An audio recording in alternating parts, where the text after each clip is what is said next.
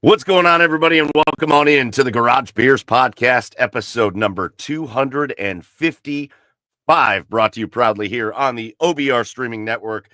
The Orange and Brown Report is the best place in all of Cleveland to get your Cleveland Browns coverage, so get over to the OBR.com. Make sure you're subscribed to all the VIP stuff going on there. The OBR right now is in its heyday as they are going through all the offseason. We're going through the draft process. We got everything going on, and you won't find better coverage than you do with the OBR. So get over to the OBR.com and make sure you're following the OBR on all the socials to keep up with everything Cleveland Browns.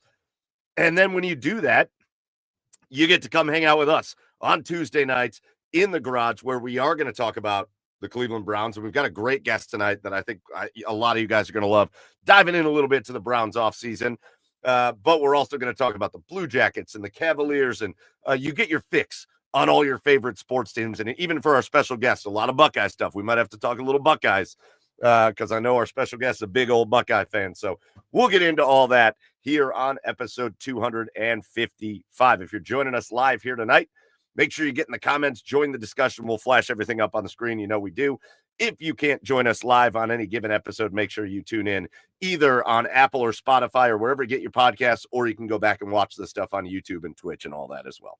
With you, as always, I'm your host, Michael Keefe. Find me online at Garage Beers Mike. And joining me in the garage tonight, first over on the east side of Cleveland, outside, enjoying this beautiful night tonight, out on the porch, it's Chad Meyer. What's up, Chad? Yeah, you can't tell it, but I am. I'm outside on the porch, boys. You're really quiet, Chad.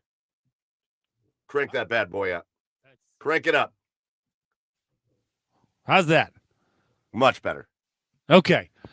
Boys, you can't tell, but I am on the porch enjoying this beautiful weather.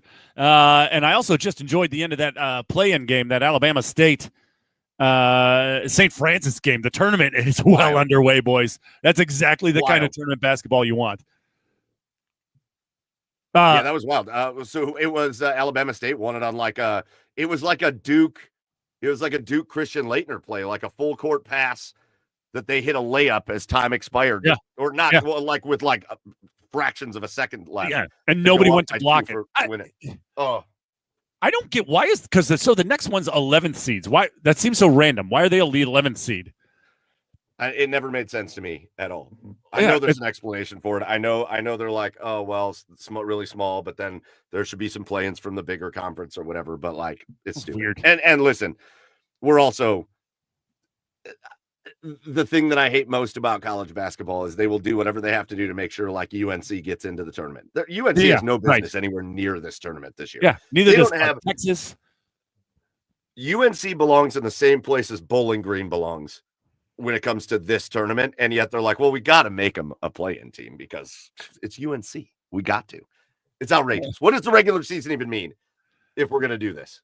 Nothing. You just got to play well enough. That's it. They have to exist. They have to exist, and then they'll be in. All right, so Chad, you're out on the porch enjoying it. It was like 70 degrees today. It was beautiful.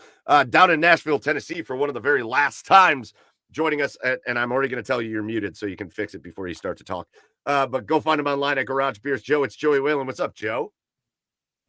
Am I better? Can you hear me? Much better. There you go. All right, good. I didn't say anything impactful anyway, so.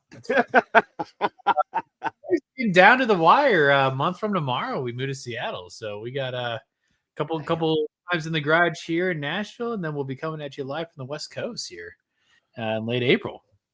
And you'll be wrapping up every show at 7:30 p.m. Are you ready for that? I literally can't wait for that. He's so excited. Yeah. 9:30 my time's an awkward time. I almost would rather have you guys' your start time at 9. Because then 10:30, it's like, well, I'm just going to go to bed anyways. Yeah, that's it. Not ready for bed at 9:30, so I got an hour to, I don't know, putz around. I do appreciate the 10:30 end of the show tonight when the Cavaliers are out on the West Coast playing the LA Clippers at 10:30. So I'm going to finish, and then I'm just going to turn in my chair and watch the game right here on the TV. I love it. It'll be great. Love it. Yeah. So listen, again, we got a lot of great stuff to talk about. I did love this comment from Param Jot, who says, Joe, sneak into the Titans draft room while you're down there and go ahead and switch up their cards a little bit. Yeah, because they're not going to do anything good with it. So why even give them the opportunity to fuck that up? Yeah, right. Will Campbell, left tackle. if there's anything that I'm sure is going to get fucked up more than the Titans fucking up their own pick, whatever they do is going to fuck up the Browns. That's what's going to happen. It is because I feel pretty confident they're going to trade that. Well, to be fair, the Browns are going to fuck it up no matter what the Titans pick. So. Well, boys, this is exactly why we brought in our special guest tonight. This is exactly why he is here. You can find his work. This is a guy that has worked for the NFL in finance. So if you like numbers, you'll like this guy. He's kind of like, I feel like he could be friends with Jack Duffin here from the OBR. He now works for Player Profiler, and he dives in deep. And I'm very excited to bring him in. Chad, you brought him in for us, man, and I think this is going to be great. So we're going to bring him in right now, and he's going to have a beer with us. I'm going to bring him in now. It's Anand Nanduri. Anand, welcome on into the Garage Beers podcast. What's up, fellas? Thanks for having me. You know, it's great to be here. So we're going to crack a Miller Lite, be on stream with the boys. Let's go. This is what we do. You're kicking us off, Anand, perfectly because our first segment we do every week. So I'm bringing you in on it. Our first segment we do every week is our Garage Beers of the week. So you're just enjoying a nice cold Miller Lite over there. Yeah. So I'm in Chicago now. I'm an Ohio boy, but live in Chicago now. And obviously it was St. Patty's weekend. And everybody left their beer here. So that was just what was left over because everybody came over and drank the Guinness and left us Miller Lite and Mick Ultra. So that's what we got here right now. Twist your rubber arm. You got everybody else's beer to drink? It's a rough life, man. Jesus. Well, now we're going to get into you and your stuff, and we're going to talk about the Browns and the NFL and the offseason and the draft and all that stuff. But let's send it back around here, boys, and let's do our Garage Beers of the week. Chad, first outside beer of the year. What do you got? First outside beer of the year, and I got a winter one. Bear Brew Kettle Winter Warmer. That's it. Whoa. Backgrounds. Whoa. Stupid backgrounds. That's See? all right. We can see it. See? Told you. Yeah. It's just maybe this looks better. Maybe I should just keep this in front of my face. I like it. I'd vote for that. There we go. No, winter warmer. Nice little spiced ale. Warms you up a little bit. 8.2% out ABV, and I'm going to be feeling good after these next couple. So here we go. Let's go. Love that. Joe, what about you? What are you drinking tonight? Boys. We had a birthday party on Saturday? I don't remember. But it was like a beer exchange birthday party. You each bring a 6-pack from your hometown and you trade beers with people there. So I got one from my buddy whose birthday it was from Deep Bellum IPA. Deep Bellum. There it is. There we go. Oh, nice. IPA. I know they have a brewery in Dallas, but it says Longmont, Colorado. I don't know. It came from Texas, though. Deep Bellum sounds very Texas, so we'll just stick with that. It's great. Well, it's an area in like Dallas, I think, like a correct neighborhood. So I don't know why they said. I feel like I've actually been to this brewery. It's great. Oh, it's a great brewery. Yeah. Very awesome. Love it. All right, that'll send it to me. I've got a random beer. I was just at the grocery store, and I was like, that is a fun can. So I'm going to grab it. It's a Canadian beer from Barrie, Ontario, Canada. And this is from the brewery. It's called Flying Monkey. And these stupid backgrounds, but I don't know. It's kind of a crazy can with lemons and coconuts. This is called the Paradise Delight. And I thought, man, this sounds like the weather getting warmer. So this is, in typical fashion for me, a double IPA. But this is a lemon coconut. It's called a coconut lemon chiffon double IPA because I only drink the fanciest shit. And so there it is right there. Oh, no, it ain't. You got to put it in front of your body. I'm trying. Yeah. All right. There it is. There it is. At first, when you brought the can up, I thought you had the poop emoji on there, and I was scared for you. No, it's a coconut. It's a coconut. All right. No poop. Nice. There's okay. zero. Right. So I can't confirm. I tasted it. It's zero poop in this beer. Not drinking shit. Gotcha. You're right. No, it's good. It's a weird beer. It's like a lemon coconut dessert, but it's got alcohol, and it's fine. All right. So now we've done our Garage Beers of the Week. Those are ours. Get in the comments. I know we've got Gregory's got to do a little work tomorrow, so he's only drinking some Keystones, I think is what he said. A couple Keystones in his house tonight. Let us know what you're drinking. We'll flash it up on the screen. But now it's time for us to get into episode 255. And Anand, first of all, man, working with Player Profiler, I went and sorted through that website for a while, and it's awesome. If you want to get into, especially if you want to dive in and learn more about a lot of the names that are being floated around the draft and who you want for the Browns and all that stuff. You guys, that's some great work over there at Player Profiler with some really in-depth info. So just talk us through what you've been doing over there for Player Profiler and kind of how you got into that. Yeah. So, I mean, obviously Matt Kelly, you may know him as the Podfather, kind of put everything together over there. You'll see him on Twitter doing wild things, sometimes riding a bike, talking about wide receivers on the up and down. Sometimes you'll hear him, on pod shows with whoever. So we first linked up about 4 years ago, put together a show called Decision Point, where we kind of talk about NFL general managers and what their jobs actually are, as opposed to what they're kind of portrayed to be, because they're talked about often side by side with a head coach, which obviously, you kind of want that side by side working relationship. But their jobs are drastically different and they involve different timelines. And so I think a lot of guys get fired a little bit too early. I think a lot of guys get held on to a little bit too long. And so we kind of created that show to talk about it. But obviously backing all of that is Player Profiler, the database. And that'll give you advanced stats, analytics, basically predictive metrics on young players coming into the league. You'll see their best comparable player in terms of their profile athletically.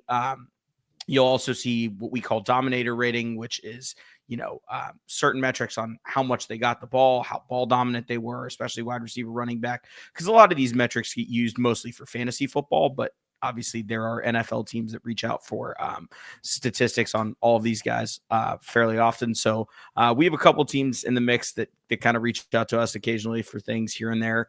But overall, I mean, it's just a great experience. If you're familiar with like a PFF, it's not necessarily the same. We kind of have a little bit flavor to what we do. But the idea is basically the same, which is we are going to bring you metrics that matter and kind of isolate all the noise on the stuff that doesn't. Now, do you have a specific, specific role, specific like positions you go after, or is it just all one collective,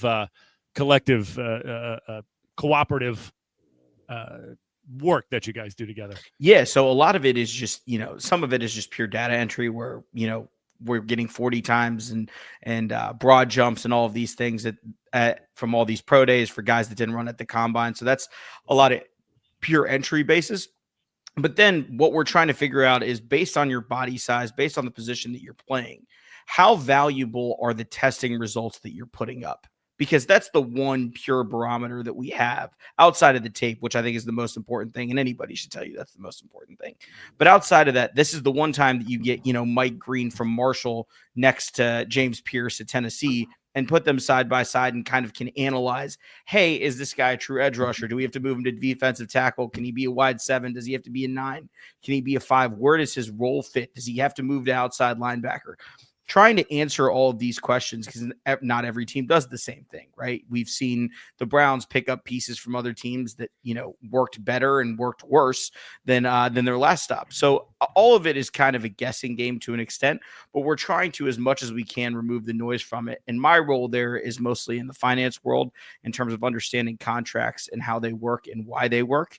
And then kind of contributing a lot to our draft show, because obviously a lot of what we do is fantasy football related. So I have to do a lot of the work when it comes to defensive players, because obviously nobody in fantasy football wants to talk about defense. It's kind of the forbidden word around those parts. But from there, we obviously try to blend it all together and bring the whole crew together. Once a year, we do a draft stream during the NFL draft. Round 1, 2, and 3, or day 1, 2, and 3. So the boys will be out in Tampa. I'll be in Green Bay for day 1, and then I fly down day 2 to join them. So should be a great time. Heck yeah. Well, hey, let's start. Again, we're going to focus mainly on the Browns, and then maybe any other things that pop up. And I know you've worked in the world of betting a little bit too, so maybe we'll even have to poke your brain a little bit on March Madness. We'll see how we go. But start with the numbers and start with the money, because it seems to be the thing that just gets said over and over again. As a matter of fact, I think it was Adam Schefter who, I think he came out today and said, well, the Browns maybe just aren't signing Russell Wilson because they just don't have the money to do it. They just don't have They don't have the money to do it. So again, I've already brought up Jack Duffin because when Browns fans think of the cap, they think of Jack Duffin.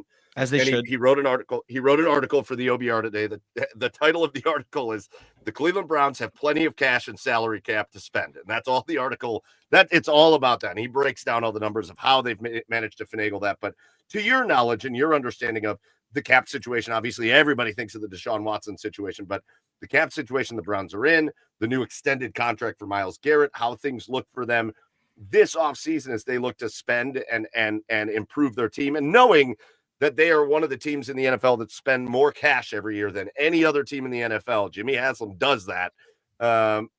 What's your impression of where the Browns are at when it comes to money, finances, and the cap? Yeah, so we'll start with the Deshaun Watson thing because I've banged on the deal many times, but I think it's important to note when the Browns did that deal, when they traded the first round picks, when they gave him $230 million guaranteed dollars. The off the field stuff obviously matters, but I don't think that that's relevant to what we're talking about here in terms of purely football. So I'm going to ignore that and whatever your opinions on that are.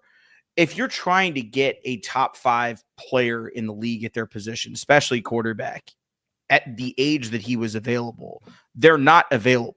It's just that the trade doesn't exist. The reference point for that is the Deshaun Watson trade. It's never happened. I doubt that it will happen. It was a very unique set of circumstances that led to him being out there. And everybody bangs on the Browns for this. But I, as much as I can, try to shine the light on the Falcons for this too, because they tried to do it. They tried to do it, and Jimmy Haslam pushed the button. You can blame it on Haslam. You can blame it on Barry. You can blame it on Stefanski. You can take this any different way that you want to take it. But the basis of the problem was until they got Deshaun in the building, they did not realize that he couldn't run anything other than his college offense. And most of what Kevin Stefanski has been successful with your Baker Mayfields, with your Jameis Winstons, Joe Flacco's, everybody else there works because they're pros, and they've worked on their game and they can do something other than what they did in college. And so when you look back at what he was in Houston, kind of hindsight's 2020, and you're like, oh, that's why they moved DeAndre Hopkins around as much as they did. That's why they did this. That's why they did that. So now you have this $60 million hole in your roster. And the Myles Garrett angle here is super interesting to me because I think a lot of people thought he would be traded. And I think even the most diehard of Browns fans were like, hey, man, this might be a bridge too far in terms of convincing him that we can build a championship contender. $40 million will ease that rather quickly, becoming the highest paid non-quarterback in the history of the league. Granted, it was for about 10 minutes, but becoming the highest non-paid quarterback in the league, highest paid non-QB in the league will do that for you. But when you look at kind of how the Browns have to attack this is the problem. And this is kind of where you have to go back to the Watson deal to begin with. They have to find a way. If you're trying to compete at a championship level, they have to find a way to get $60 million worth of quarterback play out of someone on the roster. It's not going to be Deshaun Watson. We know that. So in bringing in a Flacco, in bringing in potentially years ago when they tried to bring in bridge quarterbacks over and over and over again as guys that are like, hey, if Deshaun doesn't work out, we have this guy, whether it's Flacco, whether it's Winston. I think the biggest problem for Cleveland is the only way to really jump over that and bridge that gap is to grab a rookie. Or you hope to have, all the pieces fit together and you get a retread like a Sam Darnold and he takes that leap with you. But those are really the only two ways that you're going to get that level of play out of somebody without having to pay them that. And so the avenues out of, the Cleveland's getting enough out of their quarterback room to go win a Super Bowl, those avenues have turned really slim. It's not about the cap. It's not about the cash. It's about what you have to get out of that room now because you've already spent the money there and because you have that glaring hole. Now you almost have to reinvest more than you've already put in there to even put a competent product out there for what you've spent. That's a great, very concise breakdown. And I think it seamlessly leads us into kind of the next topic that everybody's talking about with the Cleveland Browns is what the hell are you going to do at quarterback this year? Because, and I think we'll take it in one of two ways and we'll use this to transition into the draft too, but let's start with what's going on in the world of the NFL and free agency and all of that. And a lot of guys have kind of gotten things locked down, right? Obviously, the Raiders go trade for Geno Smith, so that takes them off the board. And then the Seahawks take Darnold. You know the Vikings want to play J.J. McCarthy. I think they're playing this weird game with Aaron Rodgers. I don't really understand what the hell is happening right there, but I don't buy it either. I don't think Aaron Rodgers is going to go to Minnesota. I don't think that doesn't make any sense.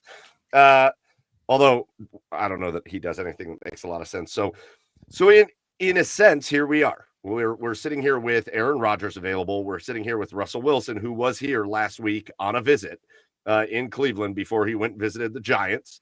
You've got Jameis Winston still on the board. But those are kind of the names. I feel like I'm forgetting somebody, but feels really, like those are the only names left. Those are kind of the names as far as guys that have any modicum of success in the NFL. Now, obviously, there's guys out there that people are talking, oh, Zach Wilson or Trey Lance. Can you go trade for a guy like that or whatever? Okay, not a lot of success happening there, but the guys with any success seem to be, it really seems like it's focused on Russell Wilson here in Cleveland right now. You also have the Pittsburgh Steelers that I don't know what they're doing at quarterback either. So I don't know. What's your thought? What's your gut feeling telling you on what's going on at the quarterback position with those few teams that still really need one? Yeah, I think ultimately when the carousel ends, I think Rodgers is probably a Pittsburgh Steeler. Doing what they did with DK, you're going to have to emphasize your vertical pass game. That's just what him and George Pickens are best at.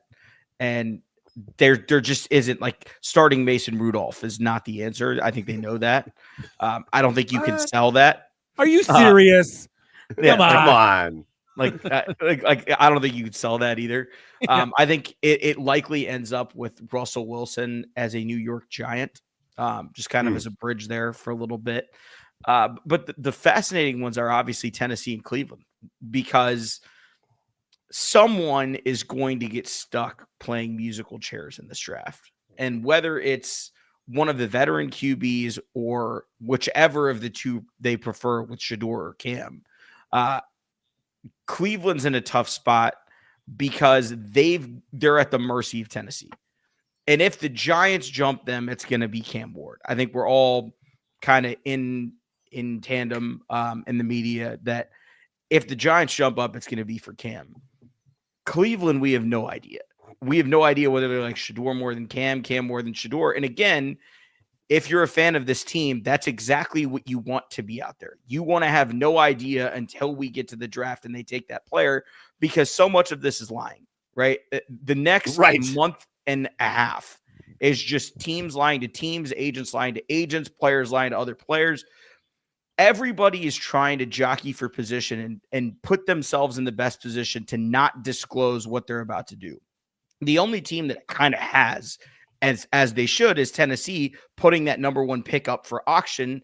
Because again, if you value Cam Ward as a really good to potentially franchise quarterback and someone else values him as their total savior, whether that's Cleveland, the Raiders, the Giants, whoever it is, I think when you look at that, they made the right decision in terms of letting people know that they're open for business. I think every year you should kind of let people know that you're open for business at the 101. But when it comes to Cleveland specifically, I find it difficult to believe that they're going to let quarterback be the primary objective this season, because I think they realize, hey, after next year, we can kind of get out of this whole Deshaun situation. Maybe not fully, but at least get him out of the building and get him off our books.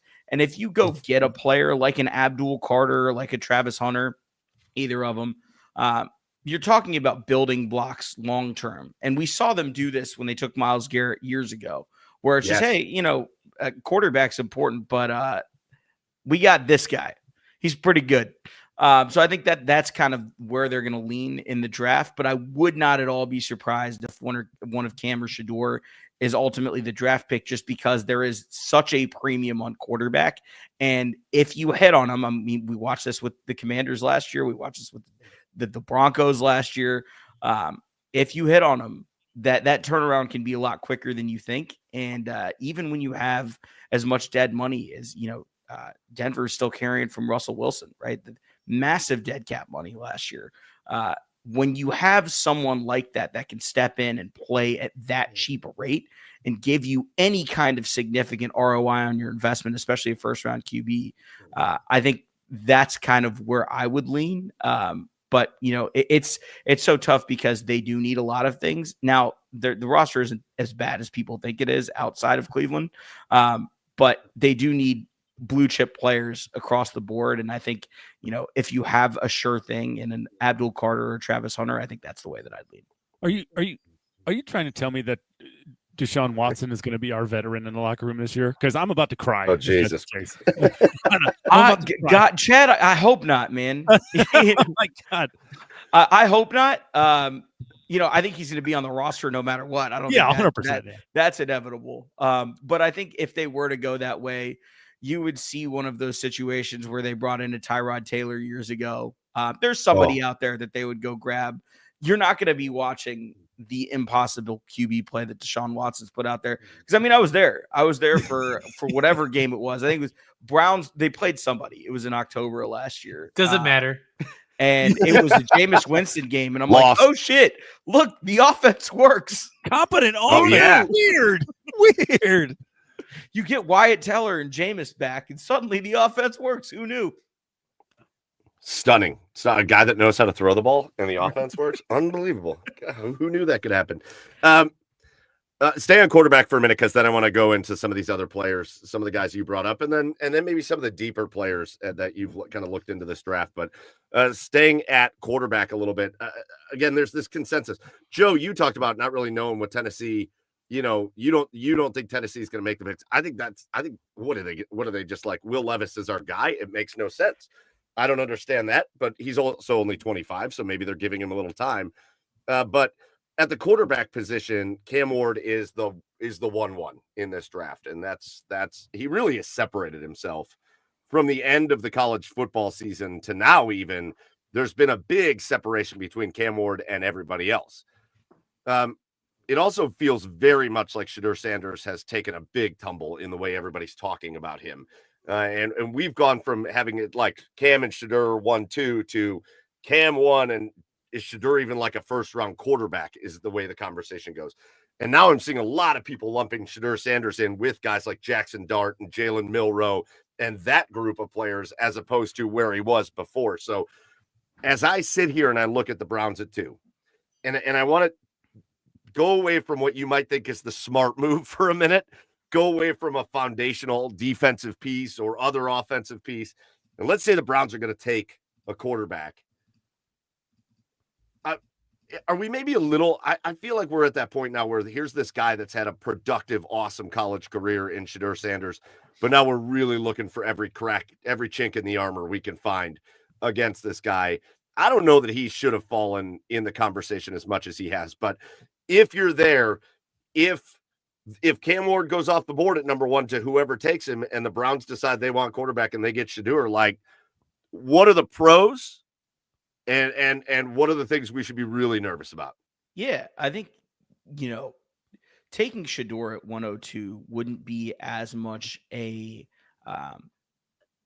like a desperation move, as much as it would be them saying, hey, we scouted everybody and we think this kid's really good. My concern for him is he holds on to the ball for too long. We saw this with Justin Fields. We've seen it with Caleb Williams. Now, the Bears are their own different side section of dysfunction. And, I don't know that we can really compare anybody's quarterbacks to the Bears. But that being said, we've seen guys struggle to make the transition that hold on to the ball too long. Second, you're concerned about the level of competition that he played. He really had one year where he was dragging the team to wins at Colorado. Granted, he only had 2 seasons there, so I don't think it's fair to hold that against him. The team that he inherited was horrible. His offensive line was god-awful. They couldn't run. I think they were the worst team in the FBS running the football last year. And, they were asking him to do everything. Now, granted, he had better receivers than most teams do. It's one of the things that we struggle with as a whole, right? How much of the success of the offense is the quarterback and the scheme? How much of it is I just have better wide receivers and tight ends and blockers than you have defenders? Right. isolating him in those scenarios is very tough because there aren't a lot of 4.5 and 5 second plays in the NFL for a quarterback to make. Usually by then it's an incomplete pass, a completion, or an interception. And so when you see guys like that hold on to the ball as long as he does, that gives you cause to pause. But I think the best comps for Shedor's game are very much, it's funny that you brought him up earlier, are very much Geno Smith-esque. Or I saw someone that threw out one that I loved, which was Teddy Bridgewater at Louisville before he got hurt. Okay. And so you're talking about guys that have, really dynamic profiles that are great throwers of the football, that, can make every throw. But there is a little bit of a question about, will you ever have the ceiling to drag us to where the Josh Allens and the Lamar Jacksons and the Patrick Mahomes are going to take us? Or do we have to surround you with the talent a la a Jalen Hurts, a la a Kirk Cousins, where we're going to have to build around you to hide things here and there that you don't do as well? I think that's the main concern with Shedeur is the ceiling there to draft him at 102 and say, hey, we have our guy of the future, even if he hits his, 70th, 75th, 75th percentile outcome. Ugh. All I heard there, I just let me take Abdul Carter. Just take my chance. Hey, that's what I would do. That's all. That's what I would do. That's what I would do. If you're deciding between a sure thing at a somewhat less valuable position, that's probably the second most valuable position in the sport, if not the third, and you've got a guy that is not a sure thing at a more valuable position, my thought process is always just take the best player. Cleveland is not a quarterback away from winning a Super Bowl, so you're going to need an edge rusher regardless. Miles is, this is probably his last big deal. He may get one of those Von Miller or Joey Bosa kind of, we'll see you off into retirement deals, but this is the last big one. You need to get someone opposite him. Obviously, that's been a thing. That's been a question for years. Zadarius Smith obviously was the guy for a while. There's been plenty of options in Cleveland as to who your edge rusher 2 is.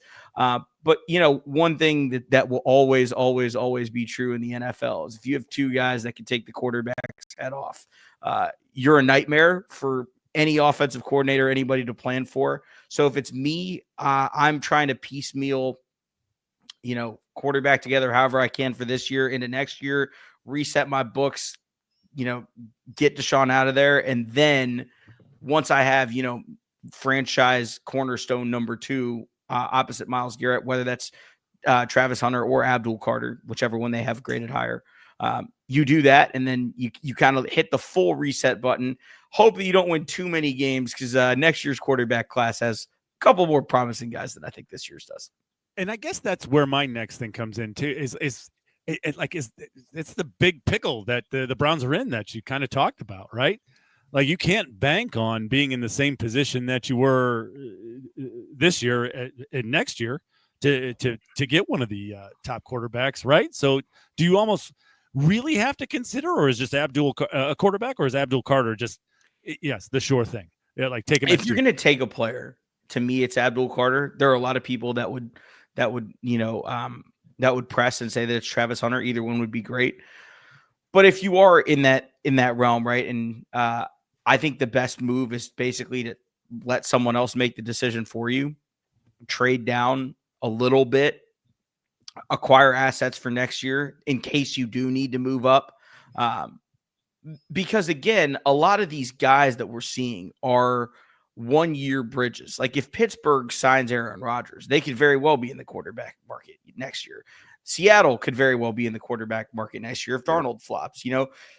Geno doesn't accustom himself to Vegas well enough. They're in the quarterback market. Everybody is always in the quarterback market. It seems like we solve it every year and we have 1 or 2 teams that we're waiting on. Look, if I'm the Browns, I'm not jamming square peg into round hole because I have a high enough pick this year if I don't think he's worth it. Now, Andrew Berry and Kevin Stefanski are way more qualified than I am to make that call. But I think if it's up to me, if I'm making the decision, I'm not pushing the button on Shedeur. Give me Abdul Carter. Give me Travis Hunter. I'll figure out QB in the interim, even if that's just bringing back Jameis, right? Like, I don't even think that's the worst idea ever. Or Joe. Yeah. Or And Joe. It Anybody. doesn't get me all excited, but right. No, it's not about selling tickets in the stands for this year, because I think you can sell the vision of, hey, we took one of the best players in the draft at their position, maybe one of the two best players, maybe the best player overall in the draft right here, either the Heisman Trophy winner or the guy that most people have ranked atop their big board. We took the best player that we could possibly get, and we'll figure out quarterback later as we go on, because we've seen them so many times throw darts at QB and it not work out. And so, I don't think anybody would be upset about it in terms of a team building perspective, but would it make them less fun to watch this year? Yeah, definitely. No question about it. Bar's pretty low, though. Bar's pretty low for fun to watch. Plus, if things, say things are going really well, right? You got Abdul Carter, Travis Hunter, you get Flacco, you get Winston, and you're winning a couple games. You're at like 5 games, one halfway through the season. Maybe just throw in Watson on one foot, tank for the next draft class, and get your quarterback. Who knows? God, Who knows? Watch it burn. Watch it burn. The minute self-sabotage, I like it. Ever again. I bring up Travis Hunter for 1 second because I think the vast consensus amongst at least the people that kind of follow us, the OBR, that group, is Abdul Carter. I think a lot of people really want Abdul Carter. You could pencil me in there. I'm really high on Travis Hunter, though, and I think for some reason people aren't. And I think the reason is understandable. I think Travis Hunter is an elite wide receiver, like an elite wide receiver. I think if you're going to put him up against like a guy like Ted McMillan, who's probably the number 1 true wide receiver to come off the board this year, I'm cool with putting Travis Hunter up with Ted McMillan and putting him on that level. I also think he's an elite defensive back. He is unbelievable, and he's physical, and he's fast, and he's strong, and he's got amazing ball skills, and he does kind of everything right. And I honestly think the issue or the kind of drawback that people have when it comes to talking about Travis Hunter is I don't think people trust coaching staffs, NFL people, to understand how to use the dude and where to put him and how to put him in there and how to use him on both sides of the football. And frankly, that's my concern. Is I'd be thrilled to see the Browns take Travis Hunter at some point if maybe they traded back a little bit and were able to pick up Travis Hunter. But my biggest concern has nothing to do with the guy's ability out on the field. I have every bit of faith that guy can do everything. My concern is, are you going to let him? Are NFL teams going to let Travis Hunter be Travis Hunter? No, not in the traditional sense. Most people that I talked to at the Combine, most people that I talked to at the Super Bowl or the Senior Bowl, basically anywhere that I've been in the last month and a half or so, their understanding is most teams view him as a DB that will have a wide receiver package. There are a few teams that view him as a wide receiver that will have a DB package, which I think that's kind of strange. But hey, I mean, if you want him to play nickel and he's only out there in sub packages based on what defense you're playing, so be it. But to me, well, that's what just not to cut you off, but that's what Andrew Berry has said. They view him as a wide receiver. Well, the problem with viewing him as one or the other is his value. Truly, the reason that he's that high on anybody's board, he might be the number 1 overall player, is that he can do both. Now, as a DB, he would still be easily a top 5 player in this class. Like, that's a Sauce Gardner, Jalen Ramsey level DB. We're not talking about, he's not a B+ player on both sides. That's an A+ prospect because he can do both. He is an elite cornerback that was also an elite receiver in college. Now, I think that the DB skills are much easier to transfer in terms of what he does well than wide receivers specifically because, again, his route running and everything that he did, he's never had to focus on one side of the ball, right? Now, if you tell him, hey, you're mostly going to be a DB or, hey, you're mostly going to be a wide receiver, you might unlock one level beyond what he is even now, which sounds crazy to say, but there is the chance that he has a little more in him. To me, now as we're watching, cornerback contracts, we just saw Stingley get paid a bunch of money yesterday. Yeah. Good for him. And you saw Jamar Chase get all the money. I think that when you kind of look at him, he's going to be one of those unique cases where his contract, if he turns out to be what we all think he's going to be at the NFL level, is going to be one of those kind of position agnostic deals where, we're paying you as the highest paid non-QB in the league, whether you're playing receiver or DB or whatever it is at the time. But for me, I think a lot of people are overlooking what he is as a receiver only because he's been such a great DB. I don't know if he can be your true number one on an NFL roster tomorrow. I don't know if we have any of those guys. If we do, it's probably a Ted McMillan in this class. You have a whole lot of really intriguing number twos in this wide receiver class.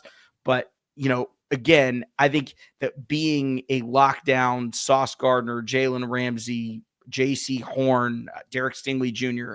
level corner is probably more valuable than being, a wide receiver 1B or a wide receiver 2 for a team. But the fact that you get both and you get to figure out how to use them is a super compelling aspect of drafting him, because there just isn't another one. You can't go find another one of those guys. Yeah, no, that's great. That's a great breakdown, and it's been like the little bit of frustration. It's made me like Travis Hunter more and more. Is listening to people talk about I don't know if I want Travis Hunter. I'm like, oh my god, like, did we watch? You talked about it right at the start. Watching the tape is the most important. I'm like, did you watch the tape? Have we watched the tape on this guy? So I've got one more draft question, and then I've got I know Chad I think has one too, but my last draft question for you is this. So let's say the Browns do what a lot of people want them to do, and they go with one of those elite guys. I think you can classify Carter or Travis Hunter as elite guys, and they just knock that out at the beginning of the draft. And they go into the rest of the draft with Abdul Carter, getting ready to have Abdul Carter and Myles Garrett getting after the quarterback every single week. I just got goosebumps thinking about that. Let's go. Again, they're going to have to take a swing at a quarterback in this draft at some point. So now we get into that next group conversation. And now we get into the Jackson Darts, and we get into the Milrose, and we get into Will Howard. I know you're a big Ohio State guy. We get into Will Howard. A lot of people in Cleveland are falling in love with the idea of Will Howard. I think we're going maybe a little too far on that. But as we talk about kind of the next group of quarterbacks that they could take a swing on in the second or the third or the fourth rounds as this draft moves along, who are the names that really stand out to you that may be available? I know a lot of people maybe have guys like Dart moving up in the draft into the first, so probably gone. But who are the guys that kind of stand out as, hey, take a swing on that guy, and it might be worth your while? Yeah, so this QB class, just charting and watching them, because that's a lot of what we do, is really tough, because quarterback is about processing. And the really great ones kind of, I call it seeing into the matrix.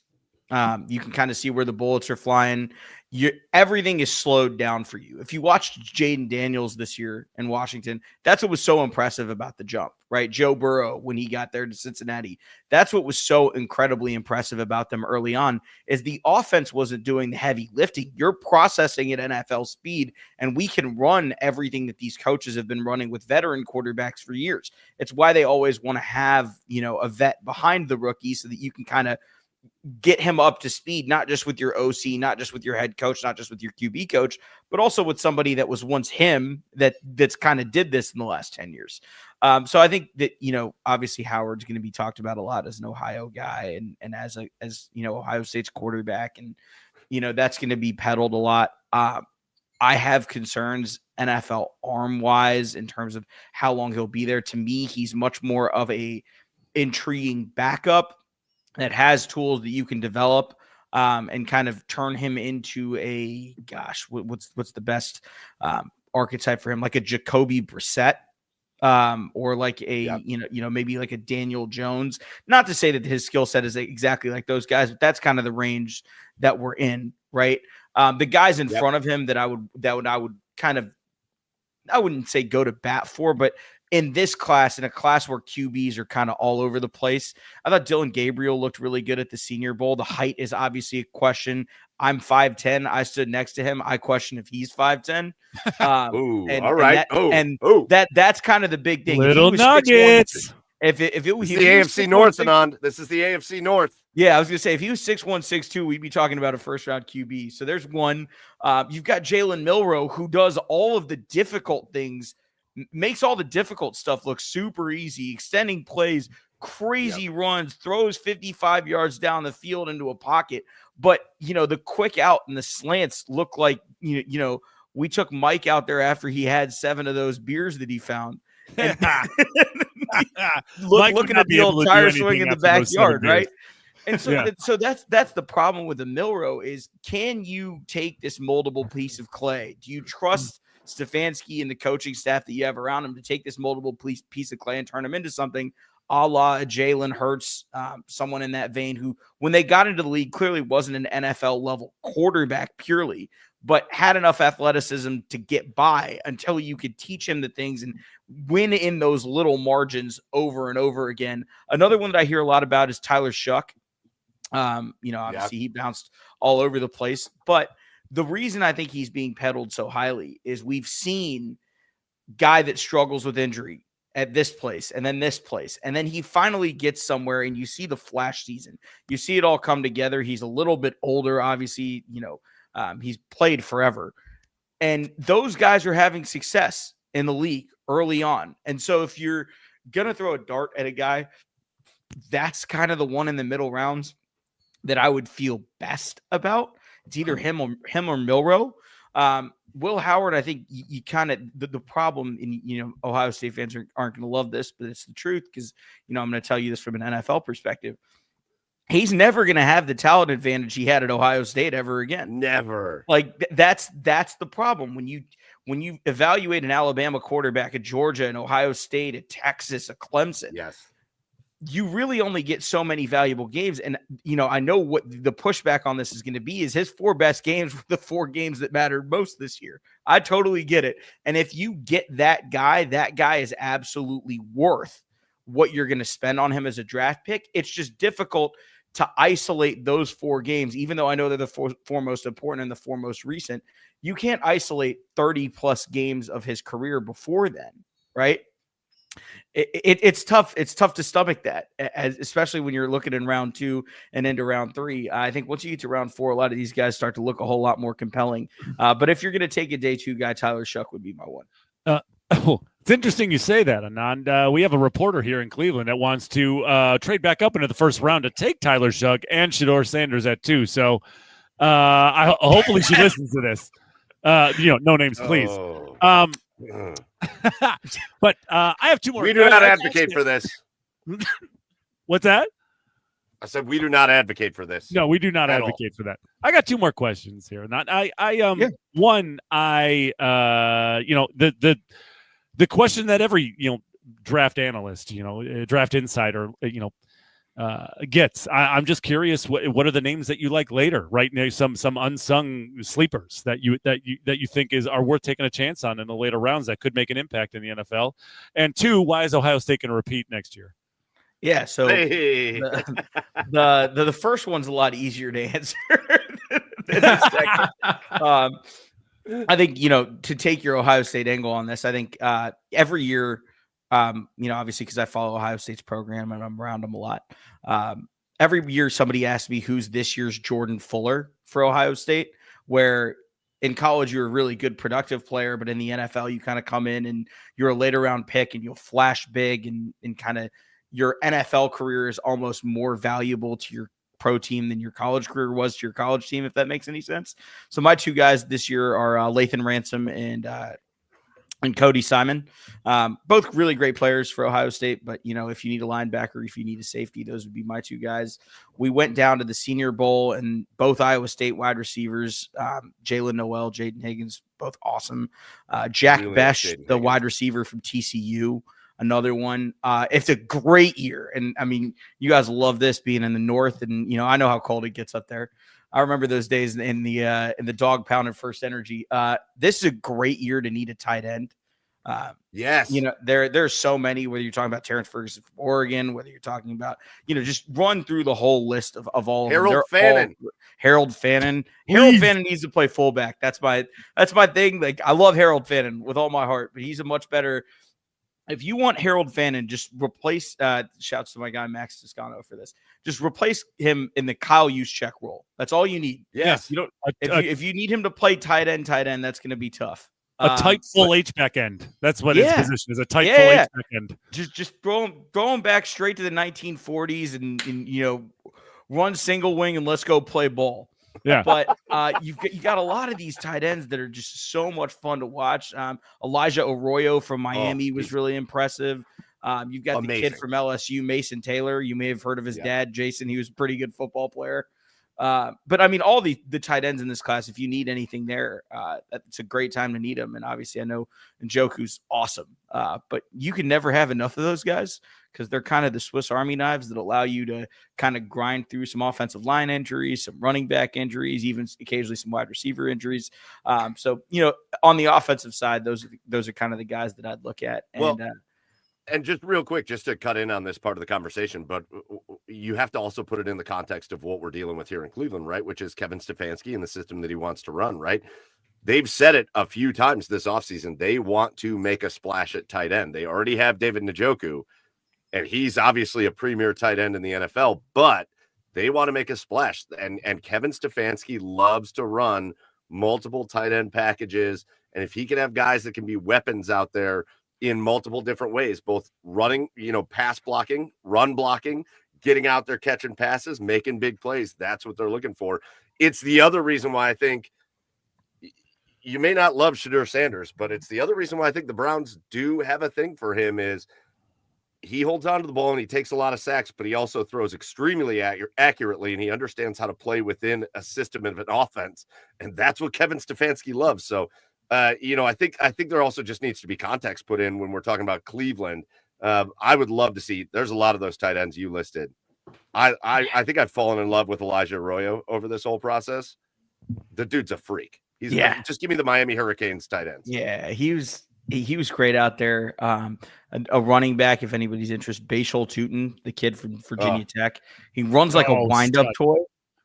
It's awesome. It's like the fastest 40 at the combine, right? Yeah, little supercharged Tariq Cohen is the best kind of comp that I have for him. I think he's a little bit bigger than Tariq was. But when you look at a lot of these guys and where they fit in and how they fit in, right? Cleveland is going to do whatever Cleveland thinks they need done.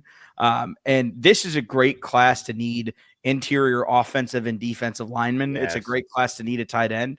And so the really good teams, the really good front offices are going to identify that and draft those guys, whether they need them or not.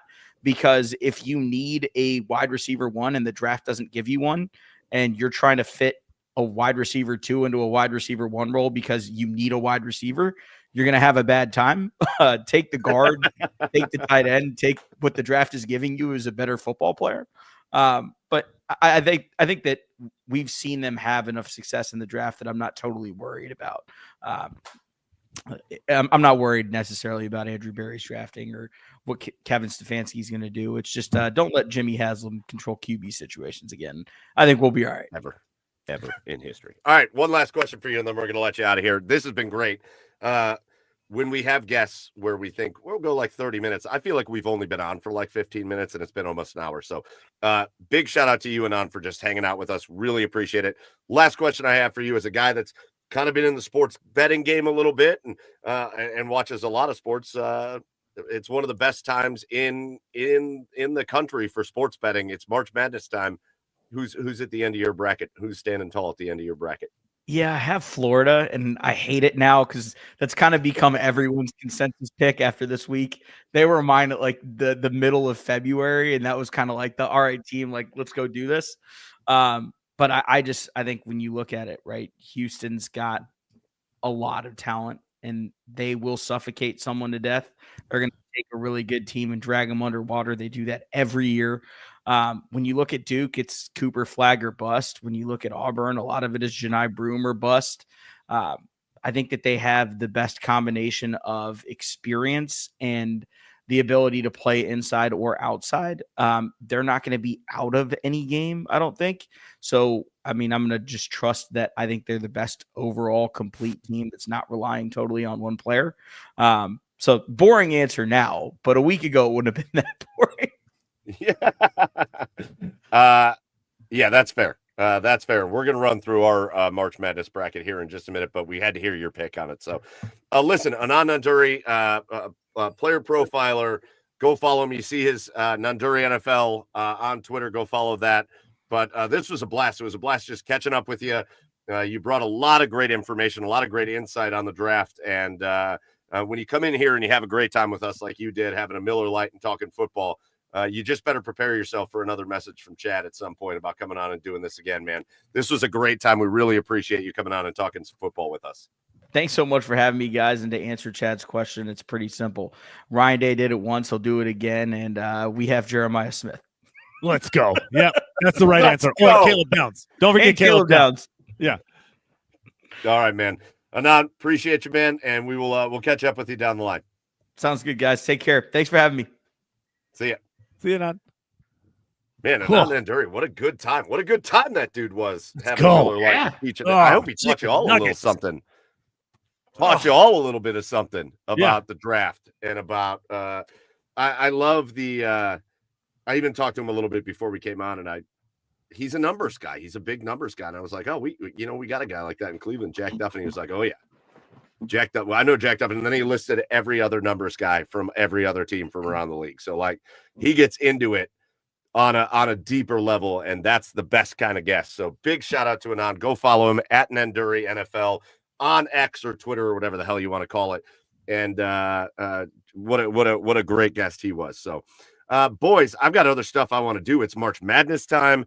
I want to talk a little bit about the Blue Jackets with you, Chad, as we get into the stretch run of the NHL. But we got to do our asshole of the week. We got to do our asshole of the week. This is our segment midway through the show where we just talk about somebody, a group of people, somebody's been an asshole that needs to get called out for being an asshole. And Chad, you look like you're raring to go with this one. Why don't you lead us off with your asshole of the week? Oh, mine's going to be Juan Thornhill. Yeah, what a dick. Yeah, just a fucking looking like a reject Braylon Edwards is signing with the Steelers. And then he goes, and then he says in someone's comment, he goes, now I got to give him a real reason to hate me.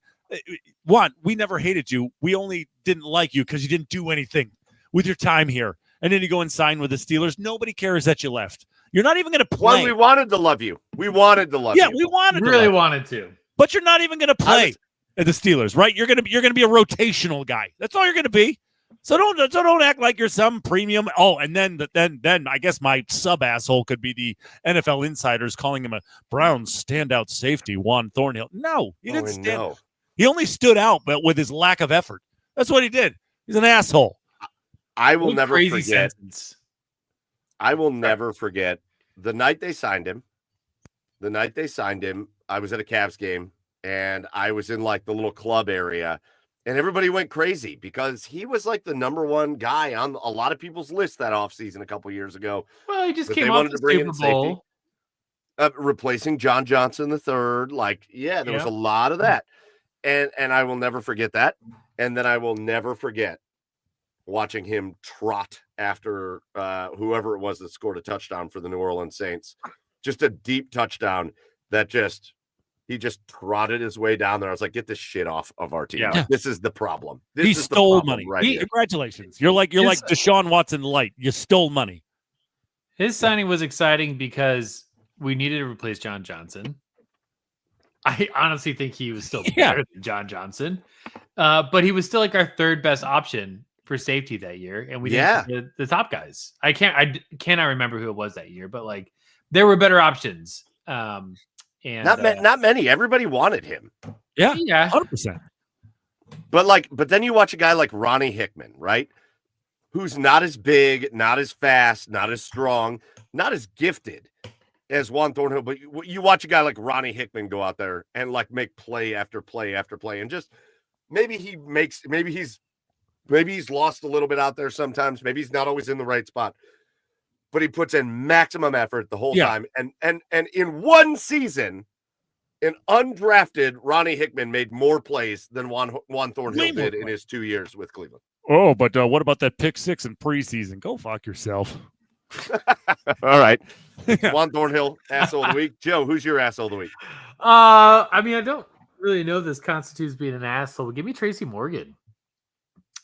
Oh, dude, what is going on with this guy? Absolutely yakking at MSG during a Knicks game. What was that, last night? Maybe? Yeah, last night. Yeah. Posted an update today saying that the doctors said it's food poisoning. But if you missed it, there's lots of videos, and if you don't like seeing videos of people puking, don't watch these videos. But dinner is served on the court. Yeah, it was disgusting. And like a 10-minute delay to clean up the yak. He got like carted off in like a wheelchair. Yeah. Went to the hospital. It says food poisoning, but like, hey, gross, dude. You guys want food poisoning? It's right there. Not right granted, there. like courtside seats. Not the quickest. It's not like a quick out. It's not like a big trash can next to you. You're kind of there. So yeah, if that came on quick, yeah, you're kind of SOL. But like, that's disgusting.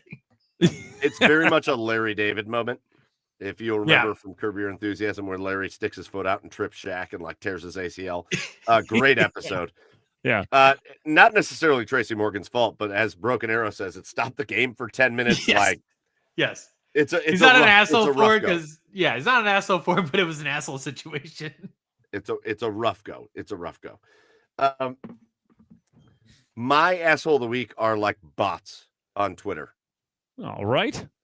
I don't know why this happens. I don't know how this happens. But like all of a sudden my phone the other day just starts blowing up. This person followed you. This person followed you. This person followed you. And it was just like going crazy. And I'm like, oh, that's cool. All right. I don't know what's wrong with these people, but they've just decided they wanted to follow. So I go in and I'm like, what's going on? And then all of a sudden I see like John Cena followed you. And I'm like, all right, what the fuck is happening?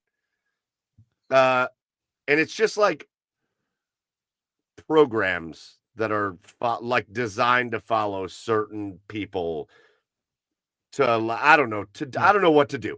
None of these people were like actually hitting the button like, oh, I want to follow this guy because I think this is good stuff and I want to hang out with. It was like an algorithm situation. That's obnoxious. That shit. It sucks. I wanted to block all of them. Yeah. I couldn't pull myself to blocking John Cena just because I was like, I know John Cena didn't sit on his phone and follow me, but at the same time, like, yeah, I'll take that. Yeah, right. Like, yeah, we get a lot of porn bots that like our posts, but none of them ever followed us. Like, it's so annoying. Don't like our shit. Yeah, I posted my Blue Jackets recap like earlier this morning, and I was like, immediately someone liked it. It was like Droopy Tits liked your recap. Like, no. That actually might have been a friend of yours, Chad. Oh, maybe we'll see. I got to look into it more. But did Sean change his name to Droopy Tits?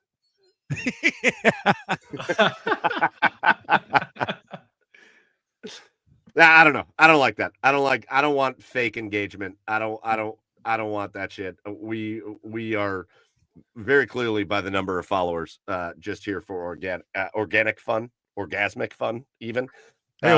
We're just here to have a good time and talk sports with you guys. And yeah, I don't like that shit. It was weird. So asshole of the week. Okay.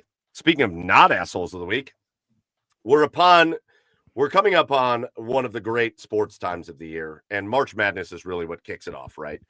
We go from March Madness to NBA and NHL playoffs. Then you go in and then you got baseball getting things going, first pitch around we are less than 2 weeks away we're like 1 week away from the Guardians season opener. 9 days. There's a lot of good stuff going on right now. March Madness kicked off, like you said early in the show, Chad, with Alabama State just a last second layup winner, Hail Mary. Awesome stuff. So I want to spend a minute on March Madness, and I want to do our Garage Beers March Madness pool, where I'm going to pull the bracket up on the screen, and we're going to go through this, and we're going to alternate picks. So it's going to go me, Joey, Chad, just because that's the way I'm looking at it on the screen. And we're going to put together a bracket. I'm going to submit this thing. Yeah, let's go on ESPN, and it's going to be the perfect bracket. We're going to win $25K. So let me add it to the stage, and then let me get over to the page here. Oop, I Wait, went is to the this? wrong page. You got to do our like show bracket group. Is this it? Yeah, here we go. No, well, no, because I'm not there. But we're just gonna do this one. Oh, hold on, I get it to the right one. There it is. We're gonna do this one. And so, what did I say? Me, Joey, and Chad. That's the order. All right. Yeah. So we're just gonna start right here in the South. Baseless picks. And it's Auburn against. Oh, me too. I don't watch. Again, I've said it millions of times. I watch college basketball win the conference tournament. Let's make it fun though. We just make it fun. But Auburn versus Alabama State. What a fun win for Alabama State. Great time. They earn a 16 seed with that win. They're going to lose to Auburn. Joey, Louisville and Creighton. I don't know. Battle of the Bird. Give me Louisville. Redbird. All right. Redbird.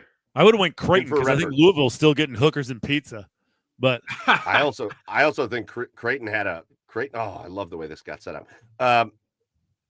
Creighton showed some real attitude during their conference tournament. I loved that about them. But anyways, Chad, Michigan, UC San Diego. you can't click over? Wait, are you filling this out? I did. I don't see it. What's happening?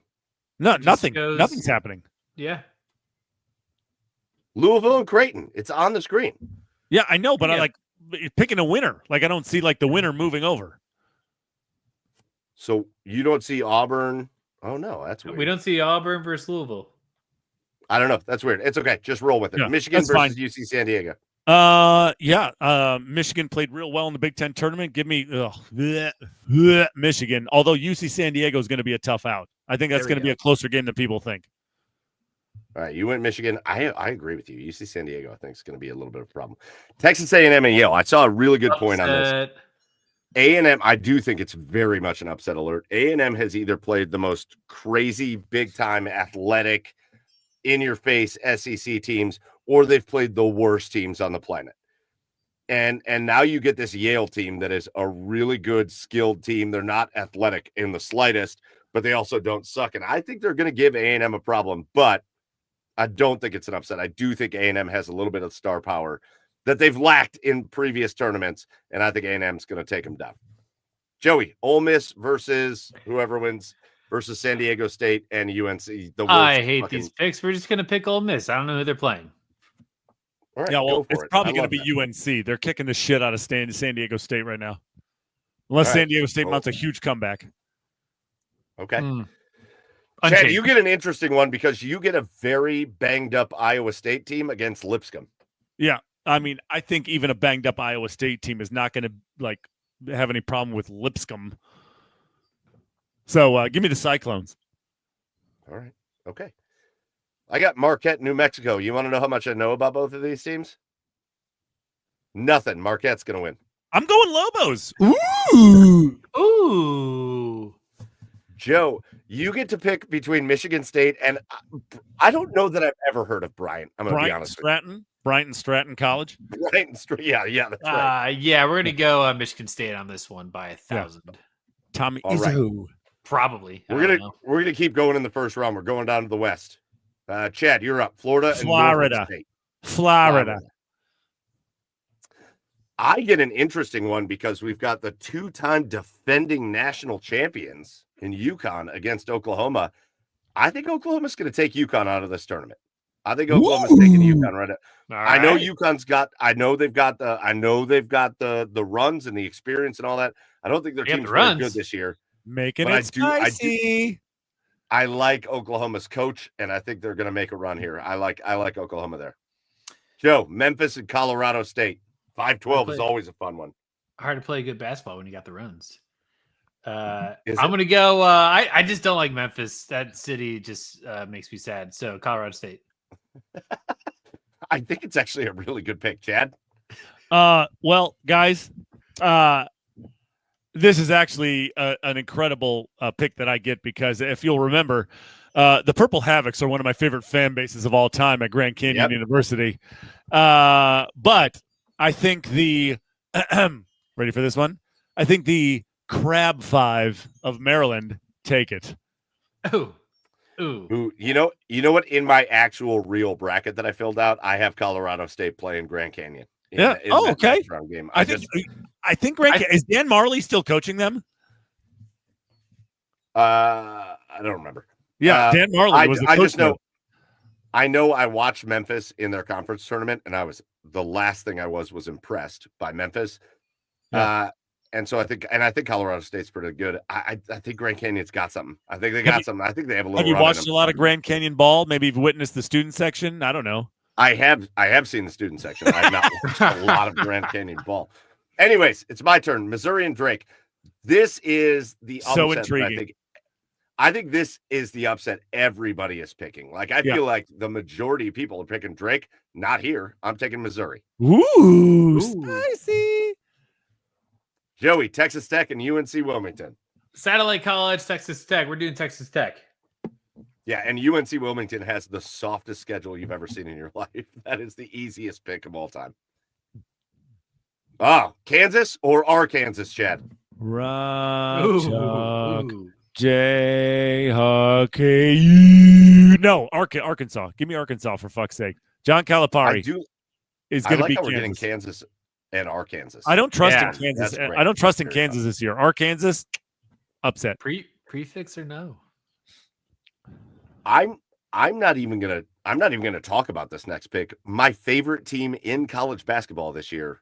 Give me St. John's over Omaha. Easy. Runaway victory for St. John's. Runaway. All right, let's go over to the Midwest. Houston and Suey. Houston. Houston. Chad, Gonzaga. Yo, you get another 8-9 here, buddy. Gonzaga and Georgia. Wait, what? It's me? Yeah, Chad, it's still you. Go after Joe. Gonzaga. How could I not go with the Bulldogs? It's the first hat that ever fit me in my entire life. So yeah, Is Gonzaga. this Bulldogs versus Bulldogs? Yeah, how could I not Crazy. go against Bulldogs? The battle of the dogs. Dogs. Lazy ass Uga versus whatever Gonzaga does. Here's the other matchup that everybody seems to be picking the upset: Clemson and McNeese, and I'm going with it. We're going McNeese is taking that 12 spot. That 12-5 matchup is dangerous every single fucking year in March Madness. Dangerous or dangerous? Huh? Ooh, so many toilets in the house. I'm going with McNeese over Clemson. Purdue and High Point. Joey. Give the Boilermakers. That sounds like a high school. High Point sounds like a high school. Correct. Yeah. Well, and it basically is, to be honest with you, if you've ever seen it. It's basically a high school. Chad, Illinois or Texas? I tell you, one of my favorite teams in the tournament's Illinois. So give me Illinois. I 100% agree with that. I 100% agree with that. Kentucky versus Troy. I have to tell you, this game means a lot for Kentucky. Coming off Calipari years, they didn't have a great year this year. They're ranked 3 when they probably should be ranked lower than that. I think Kentucky's going to lay the wood to Troy because I think this game's going to mean a lot to them. Joey, UCLA versus Utah State. We know Utah State's not going to be partying the night before the game. They'll be locked in. We're going to pick them. Woo! That's actually an incredible upset you just picked. I know it's a 7-10, but I think I had UCLA winning in my bracket, but I'm feeling spicy. Chad, Tennessee and Wofford. Oh God, Wofford's going to put up a battle, but I'm just going to go with Tennessee here. Oh, you think Wofford's got a battle in him? All right. Huh? No, absolutely not. But I just decided for That's fair. Trying to make I get Duke versus Emerson. And I will just go ahead and take Duke. Versus what? Emerson. You just made that up. No, it's on the screen right in front of me. I just read it. No, you made that up. That's you typed that in. You typed that in. Joey, you get an 8-9 here, buddy. Mississippi State and Baylor. Dude, I know nothing about either of them, but I'm going to go Mississippi State. Let's go Bulldogs. Bulldogs are popular with us here on the show. Big dogs. Another intriguing matchup, although Liberty, because I feel like it. Well, Liberty's. I think the thing about this matchup is Liberty's got to travel from Virginia out to like 2 hours away from Oregon, down in California. Liberty. Maybe a challenge, but you're taking Liberty. Liberty. And that leaves me with Arizona and Akron. And bullshit if I'm not picking Akron. Fuck you, Arizona. I don't think Arizona's all that good. I think they're a little highly ranked here And I think Akron plays a very fun brand of basketball that I don't think they're gonna I don't think they're gonna have it really altered too much in the tournament. I think they play a sustainable, fun brand of basketball. And I think Akron's got really, I do think they have a legit shot. Would I put like $100 on this? Probably not. But for our purposes, we're doing Akron. Yeah. Don't Joe. underestimate BYU sneakiness. Ooh, I was going to say, BYU and VCU. I think VCU is the right choice, but I got to stay on the Mormon train. I got to go 2 for 2 on the Mormons. Let's go. Oh, you think VCU is going to get soaked out of the tournament? Let's Hey, go. They forgot to Chad, towel. Wisconsin and Montana. Who's going to be the third man bouncing on the bed in that one? Wisconsin. Yeah, give me Wisconsin. Oh, shit. I get St. Mary's and Vandy, and I think Vandy is fucking terrible. So I'm going St. Mary's. And that rounds it out with Joe, Alabama, and Bobby Morris. Bama. Brabby. Right. We're into the round of 32, and it's going to take it over to you, Chad, and you get Auburn at Louisville. Auburn. They're dominant. Auburn. They're just so dominant. Easy. Michigan and Texas A&M. I think Michigan, what an end to the season they had. They were trash all season. Yeah. And then they come back and win the Big Ten tournament. But I'm sorry, but if I've got my alma mater on the board, A&M beats Michigan by 100. Boom. A&M, How are they going to win that goes game, to the though, when they Super lose to Yale in the first round? That's going to be so weird. Yeah. Well, I don't know if Michigan- you know this, but in our tournament, we didn't pick that shit. Michigan's Although- going to have 150 turnovers like they did all season. Yep, Yale would also beat Michigan. Okay. Joe, Ole Miss and Iowa State. That's a matchup right there. In Iowa State. And Iowa State does not have their best player. Yeah, I think that's I think I knew that. Ole Miss. You're such a shithead. Ole Miss. And then you get Marquette and Michigan State. Chum Izzo's going to advance. Tramis. All right, bringing it down for Florida and Oklahoma. I do think it's a very fun and big win for Oklahoma in round 1 against UConn, and I think the party ends 2 days later when they play Florida. I think Florida's going to take out Oklahoma, and I think they're going to do it pretty easily. Joe, Colorado State and the Terrapins of Maryland. Man. Wait. Sure about that? Yep. Oh, we're on the right side still. Left side. Colorado State, dude. That's their Cinderella this year, boys. Here we go. Maryland I lost. love Let's go.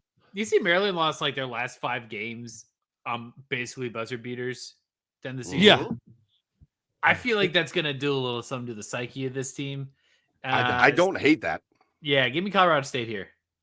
I do not hate any of that, to be honest with you. I really think that's like a legit decent pick. Chad, I think you get, if everything sets up the way that it's setting up, I think you get one of the games of the tournament. Missouri and Texas Tech. I think this could be one of the best games of the whole tournament. What do you got? But yeah, they're going to channel the spirit of Bobby Knight, and Texas Tech's going to take it. Oh, man. Texas Tech from Lubbock. It's going to be a party in Lubbock. Let's go. There's nothing else to Coach do Cal- but drink and touch each other there. So, go ahead. Coach Cal has got Arkansas off to a decent start to his tenure there, but I'm madly in love with St. John's. I love the way they play. I love the way they play defense. Give me Rick Pitino and give me St. John's, and I think they stifle the shit out of Arkansas. I love that game. All right. You know what? Let's work down to up. So, Joe, why don't you go with Tennessee and Utah State? Let's go Balls. Oh, God. How much do you hate saying that? I hate it. Don't have to hear it for much longer, though. Hey. Chad, I'm glad this came to you because you talked about Illinois being one of your darlings of this tournament. You get Illinois and Kentucky. How do you feel like that's going to go? Yeah, I mean, Big Blue has not been Big Blue for quite a while. So give me Illinois. I love this team going forward. I do too. I love that. I love that pick. McNeese and Purdue. Give me McNeese. Let's keep rolling with McNeese. People think they're overpicked. I don't think so. I think this is a shitty Purdue team. Yeah, I Purdue's think that's a bullshit Clemson team and a shitty Purdue team. Give me McNeese rolling into the Sweet 16. Joe, you get Houston and the Zags. It's not the same Zags as years past. Give me Houston. I'm gonna say this out loud on the podcast. I actually think this Zags team has a shot. I think they've got a shot. Houston is so suffocating on defense, though, man. That's true. That's true. It's not gonna work. Shit, who's up? It's Chad. Chad's up. St. Mary's and Alabama. Is the guy who helped murder somebody on Bama? Is that what? Is he still there? Maybe. Bama. Yeah. Well, either way, Bama. Well, God, you better pick him. Look out for the wonderful whites of this game, BYU and Wisconsin. You're gonna get soaked in beer or soaked in? Never mind. Put your sunglasses on because this is going to be. You're going to have to adjust your brightness on the screen. Get your welding. BYU and Wisconsin. Get your welding. I don't like Wisconsin at all. I'll take BYU. Yep. Yep. Oh, Joe, you get the 12 and 13 Liberty out of Virginia. Oh, the Liberty versus and Akron. It's Liberty. Akron gets one win in this tourney. They don't get two, unfortunately. Give me Liberty here. Ooh, man. Wow. Okay. I'm not going to Cinderella Akron just because we're on the show. And Chad, Duke, and Mississippi State. Yeah, I mean, as long as Cooper Flag is back, Duke's going to take it. I mean, yeah. I got to tell you, I want to go back to this. I would pick Akron in this game. whoa. I would pick Akron in that game. Would you I really? think Akron's a good. I think they're a good team. All right. Who's up? Chad? I just picked Duke and Mississippi State. You did. Yeah. All right. So I'm up. Auburn and Texas A&M. And God, I love my Aggies, but nah, I'm not doing that. Auburn's going to take out A&M, and they're going to do it pretty easily. Pretty easily as Auburn out physicals the shit out of Texas A&M. Yeah, about as good as Yale does. Oh shit! Oh shit! Joe, where's Belmont? You bitch. They're not in it. Joe, Ole Miss and Michigan State. Oh, I don't even know if I have Michigan State. Shit. Give me Michigan State. 100%. What are you doing? Why'd that even take so long? Chad, Florida and Colorado State. Tough decision. Florida. Florida. Texas Tech Florida. and St. John's. Where all the weird shit happens. I love this is one of the games we talked about it, and actually maybe it's a Texas Tech thing. I think Texas Tech is going to blow out UNC Wilmington, but I love this Texas Tech Missouri game. I love this Texas Tech St. John's game even more. I think this will be one of the most fun games of the tournament. Give me St. John's. Ooh. Joey, let's keep you with Tennessee and Illinois. I get a knockout, Chaz Precious alumni. No! Scobo! You hate Tennessee. Oh, Come on. here we go. I accidentally picked him. Tennessee, they're in. Tennessee. Chad, is McNeese going to score 26 points in this game? Not at all. They may score less than that. So Houston, of course. It sounds like a Happy Meal gone wrong. Yeah, right.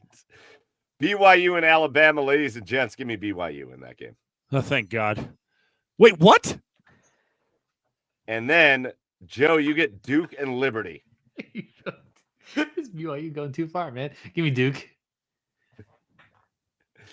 What do you mean too far? You don't get to tell me that. All right, Chad, Auburn against Michigan State. Let's get serious, boys. Let's get serious. This is where Michigan State has the letdown. They're not there. This is Auburn is just going to be too physical for them. They're just going to wear them down as the game goes on. Auburn, move on. I think Auburn loses before this. Okay, all right. All season long. They've been good all season long, but man, they're prone to letdowns. And I think they lose before this. Well, but so is Michigan State. These are the battle of the letdowns. Yeah. Battle of the letdowns. Give me Tommy Izzo in the tournament. Yes. I get to come back with Florida and St. John's. Goodbye, Gators. St. John's on your way to the Final Four. I love this story. I love Rick Pitino. I love what they're doing. Give me St. John's. Easy. easy pick. That's not, I don't even have to think about this. Joe, you should probably think about this one. Houston and Tennessee, those are two really good basketball teams. Go Vols. We're taking Dude, them, man. I hate it as much as you do, but I agree with you. I think here's the problem. And this is another reason why I think Houston probably loses before this. Suffocating defense. They're going to struggle to score at times. And Tennessee's not going to struggle to score. Listen, better offense beats better defense in these games. So look out. Tennessee on their way to the Final Four. Chad, you get Duke and BYU. So many white people watching these games. What region is this? The East, the white region. Let's go. And I don't mean that in like a let's go whites way, because I don't feel like that. But a lot of white teams in this region. This is for me? Duke and BYU.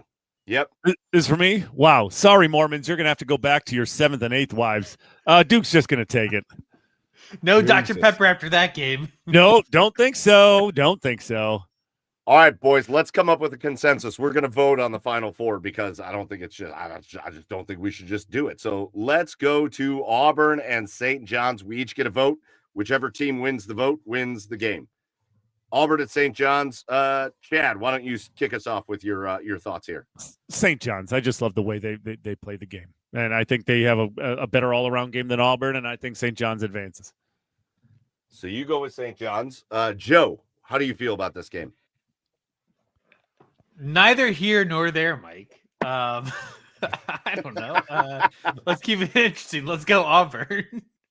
Oh, you're going Auburn. Well, you know where I was going. I told you they were the darlings from the start, and I am with you. Get the Storm in the final. St. John's, the home of Chris Mullen, get St. John's in the final. Let's bring it over to Duke and Tennessee, and Chad, kick it off again. Where did Florida go? Oh, they got beat by St. John's. No yes. Shit. Okay. Keep Duke. up, Joe. Keep up. Give me Duke. Give me Duke. I just think Cooper Flagg, and I forget who their other star player is, but he should be back at some point in this tournament. I think it is Duke. Chad goes Duke. Joey? I'm going to go Duke as well. You're going to go Duke as well. I actually was going to go Tennessee, so I should have went second just to make life interesting. I was going to go Tennessee. I think Duke has the top-tier talent, but I don't know that they have the depth. And I think Tennessee, you know how Chad, you were talking about Houston being suffocating defensively. I think Tennessee is suffocating offensively. They're a good team. They are brutal to play against, but 2 against 1.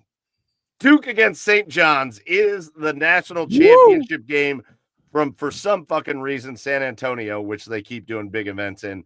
April 7th, Duke, St. John's. Chad, break it down. Oh, wow. Yeah. So St. John's is good. Duke is good. I think St. John's is going to win. That's 1 vote for St. John's. Joey? I'm going to go Duke. Going to go Duke. Cooper Flagg, man. If Duke's, I will tell you this, if Duke is playing their absolute best, I don't know that anybody beats them. I just don't know if they are built to play their absolute best when the time comes. And I think St. John's is sustainable. And again, I think Rick Pitino has those boys playing a certain kind of way. St. John's for the national championship. Let's go. Red Storm. First one since 2001 or something. I think it's before that. Like that. Chad, why don't you go ahead and pick how many total points are there going to be scored? 126. 126. Really? All right, I won't do all that on screen, but there was St. John's over Duke in the national championship, and that is how Garage Beer sees it going. And as long as we understand that Texas A&M is going to make that run, that's all that matters. And Akron. All right, see, Michael. We'll see. A couple very quick hitters. Chad and Joe and all of us before we get out of here. It was just a couple short weeks ago, Chad, really a week and a half ago, that we were riding high at the Horseshoe as the Columbus Blue Jackets in the Stadium Series game took out the Detroit Red Wings for the second time in a row. Yeah. And really had a firm grasp on the first wild card spot, and really were starting to threaten for the third spot in the Metro Division. It's been very downhill since then. It's been very downhill since the Stadium Series game. I know they had a big win against the Rangers in New York, but really now a 3-game losing streak. All the games were very important to their playoff chances because they were all against playoff or teams they're competing against for the playoffs. But here's a Blue Jackets team that's played so well throughout the course of the season. They've scored 1 goal in 3 games, and they just can't seem to dig themselves out. And now it feels like something kind of miraculous is going to have to happen for them to make the playoffs. Talk to us about the Blue Jackets and what the hell is going on with these guys. Well, this losing streak can be attributed to a couple of reasons, right? Like the first one is they've just run into teams that they are just not at that level yet, right? Like Florida and Tampa Bay. Right, they're just not there. They're just plain and simple a better hockey team, and those teams just completely shut the Blue Jackets down. Right, so I mean, it's not that it's like there's no shame in losing to them. It's just plain and simple. They're the better hockey team, and they outplayed the Jackets. Yeah. But these other games against like the Rangers, against the Devils, right? The Devils are kind of the Blue Jackets in about a year or two. Right, it's a rebuilding young team, but they've had a little bit more experience. They actually made the playoffs. I think it was 2 years ago, and so they know what it's like to play in meaningful games in March, April, and in May, like here at the end of the season. But it's the identity has been, the other reason is the identity has been lost. Right, I mean the Jackets haven't been, throughout this entire season. They've been playing with speed. They've been playing with skill. They've been getting some pretty good goaltending, and they're still getting pretty good goaltending, but the defense has lacked. It's been boneheaded turnovers. I mean, they're picking the wrong time to have mental lapses in their game, and they just have to find a way to get back there. Right? They haven't been able to put, and they also haven't been able to put 3 periods of hockey together. That game against the Devils the other night, right? The first 2 periods, it wasn't really much going on. There were more shot attempts than the Devils, but man, the third period, the Jackets did everything right in that third period like the other night. Yes. Except for score goals. They just can't seem to find the back of the net right now, like they've been doing this entire year, and it's really. It's kind of one of those things. The way they're going to break themselves out of it is kind of like a shooter in the NBA who's slumping. Just keep putting up shots, and eventually it's going to end. Yeah. Well, Jackets, you got to just keep putting pucks on net and getting pucks deep, and eventually some are going to go in, and it's going to break the streak, right? So it's a mess right now, but they're not quite out of it yet, right? There's still a little bit of time left to get it together, but they have to fix it pretty quickly here. Otherwise, the season's going to go downhill and trending in the wrong direction real fast. But thankfully for them, it's the house money season. But there's still time to turn it around. It is the house money season, but like you want to see him finish it, right? You want to see him finish the season. You want to see him finish it strong, and I don't know. Is it. For you guys, Joe, Chad, is it exposing areas where in this offseason they really have to focus to get things going the right way? Yup.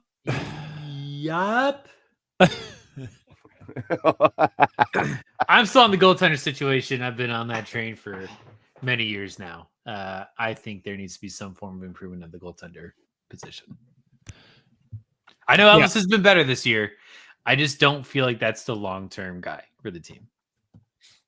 Yeah, and I think the holes that were on this team, right? Like, I mean, I think the team, a little bit of the team that everybody thought this was going to be is showing through, right? You got boneheaded turnovers by Severson. You got boneheaded turnovers, like goalie play by Tarasov when he came out to play the puck. Like you're starting to see a little bit of that. And I mean, luckily for the Jackets, they have a GM in Don Waddell that is able to recognize these problems quickly, and he made the right decision in letting his team finish out the season. But with the holes that have been glaring in these last couple of games, you got to think this it's going to get addressed in the offseason. But, as far as the next, 15, 16 games goes, they're going to have to pull it together. They're going to have to find it within themselves, Yep. And rely on the veterans to pull them through, pull them out of this. You got the Panthers on Thursday, and then you got some relief. You got some winnable hockey games coming up after that in the Pens and Isles. But, I mean, they're no slouches. The Penguins have been playing really well as of late. So you're going to have to find it within yourselves to put some pucks in the back of the net. I mean, that's really it. Put some pucks in the back of the net and play with the energy and effort has always been there. It's never hasn't in these last few games. They just haven't been able to stop anybody or put any pucks in the back of the net. So it's a sticky situation they're in right now. Yeah. Listen, just elsewhere around the world of sports, I should have almost made my asshole of the week. People that talk about basketball.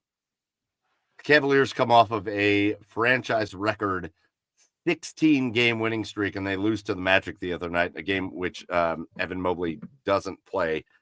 And you would have thought that, like, I don't know what you would have thought. It just the minute it happens, I don't know what it is about this Cavs team. And Chad, maybe this goes back to your consistent.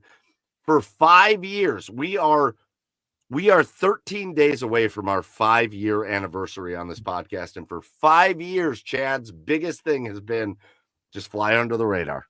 I like it when my teams fly under the radar. I don't want you out ahead of anything. I want you to fly under the radar. Right. And so maybe it speaks to that. But the Cavaliers rattle off 16 wins in a row, including wins against all the contenders, including Boston. And they lose that game without Evan Mobley against Orlando. And everybody I see talking about the Cavs is like, well, I don't know. Can they make it? Can they do it? Can they make it? And I'm like, so is the only way you think the Cavaliers could make it this year, is the only way you think they could make it into the finals and to win a championship, to just go 82-0? Is that the goal? Is that what is happening? I actually, it's like there was no context put into the conversation. Orlando's over here fighting desperately for their playoff lives, and the Cavaliers go in a little banged up without Evan Mobley, and they lose a close game, and everybody's like, well, that shows you all the flaws of the Cavs. And I'm like, what are we talking about here? Boys, it's what's today's date? March 18th. March 18th. This is the first day since October that I can't count the losses on my hands. Yeah, right. That's crazy. They're doing all right. Not worried about the boys. They can lose a couple. They could lose 20 games this season to be okay, to be honest. I mean, like, don't want that at the home stretch, but like, they're doing okay. No, right. well, somebody said the lead the Cavaliers have built in the Eastern Conference. If the Boston Celtics won every last one of their games remaining, which they're not going to do, but if they did, the Cavaliers would have to go one game under 500 to lose the top seed in the East. That's crazy. Like, we good, guys. We're good. Yeah. We are good. Yeah. Yeah. I mean, I don't know. I'm almost not even worried about the rest of the regular season. I just want to see how this team can do in the playoffs. That's really the only question left about this team, right? Just don't get hurt. Yeah, just stay healthy. Don't get hurt. Rest whoever you need to rest. Make sure you lock up the number 1 seed in the Eastern Conference. Yeah, but once, like you said, they will. But that's it. I'm not worried. I literally could care less what happens in these last, I don't know, however many games are left in the season, because that's it. That's it. What are you able to do in the postseason? After that, all questions will be answered about this team, right? And then we'll move on from there. But I mean, it's this team is good. They're resting players down the stretch because from here on out, it's all about the postseason. Who cares about these last 15 games or whatever it is? Yeah. Well, that's great. They're in the we're actually going to wrap up here in just a couple minutes, and then the Cavaliers are playing for the first time ever in the Intuit Dome, which I love, by the way.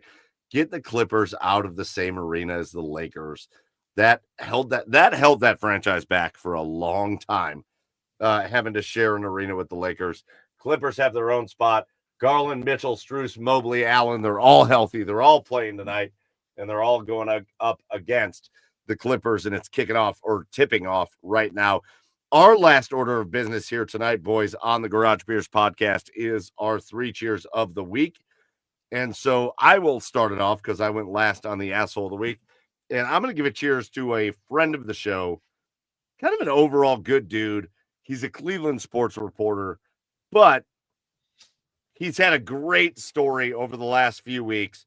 I'm going to give my cheer of the week to Hayden Grove, a really good friend of ours, a really good guy. And we all know Hayden's been trying to get like his singing career off the ground. Well, Hayden just went on a nice little run on The Voice on NBC, and he made it through. He got a chair turn, all that stuff. And Hayden got eliminated on the last show because they do that like elimination round against this girl that has this incredible voice.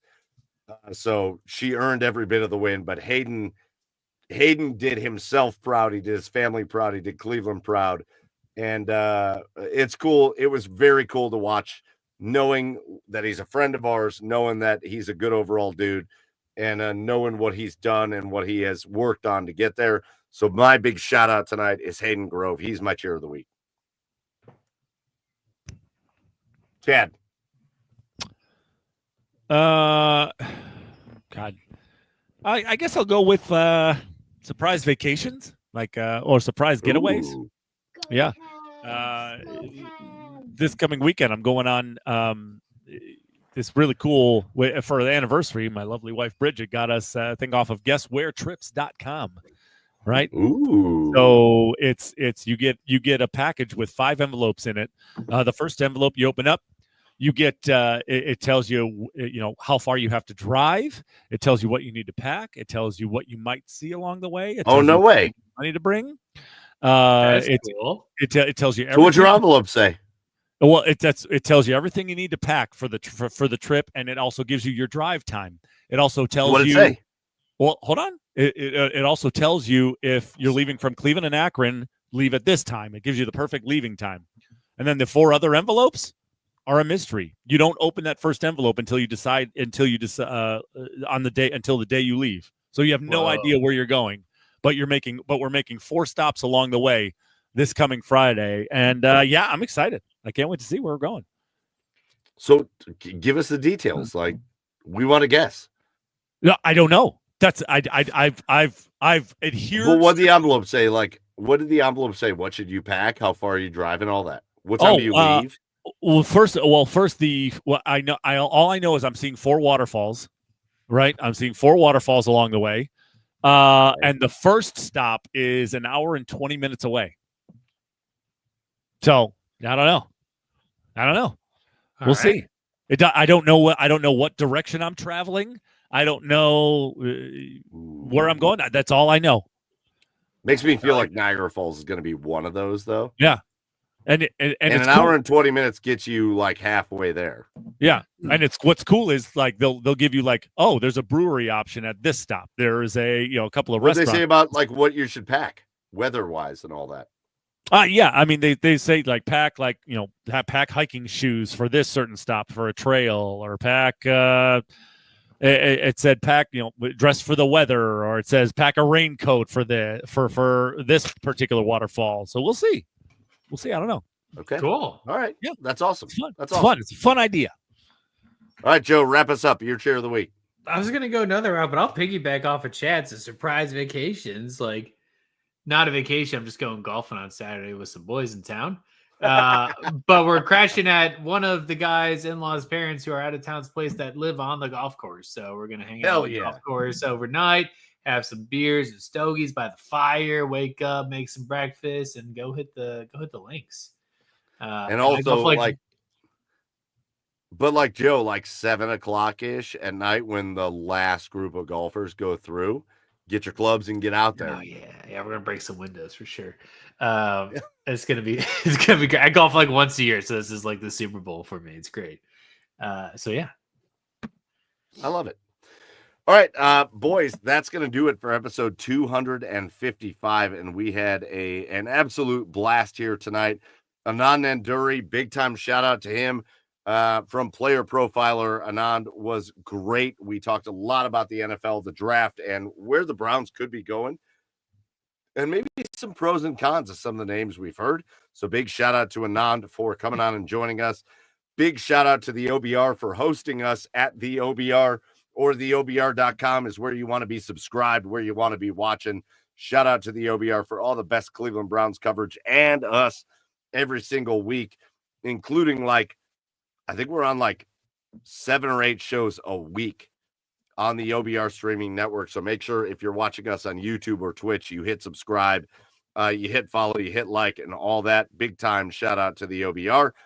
And shout out to all of you. If you joined us live here tonight, where there were a lot of you that joined us live, whether it was YouTube or Twitch or Twitter or wherever, shout out to you. If you didn't join us live, but you're listening later on Apple or Spotify, big time shout out and big time thank you for supporting us. We love you guys and we do this for you guys. That's going to do it for episode 255. Until next week for episode 256. That's the way you say that. That's Joey over there in Nashville, Tennessee at Garage Beers Joe. That's Chad over there on the east side of Cleveland at Garage Beers Chad. I am Michael Keefe at Garage Beers Mike. Go follow the show at The Garage Beers on all the socials.